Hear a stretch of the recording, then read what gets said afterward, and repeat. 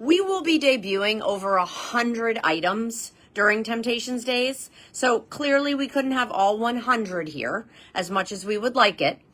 So we really tried to grab some of the highlights. Let's start off with the fact that we are going to have a 13x9 with our beautiful upswept handles during Temp-tations days. You will see it in sunflower along with other pieces that are also going to be in sunflower. And you can even cake in here. Or you could use all three: crackers, meat, cheese. Perfect. Would you cut it? Do you guys know during COVID, Lisa actually dyed my hair and vice versa? Okay.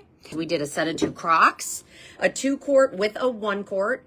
Look how beautiful it is in our blue floral lace. It's my first day. I've never done this before. I'm very nervous. We're returning her. Return to sender. And I have to tell you, I love these canteen style mugs. Nice oversized rolled rim here.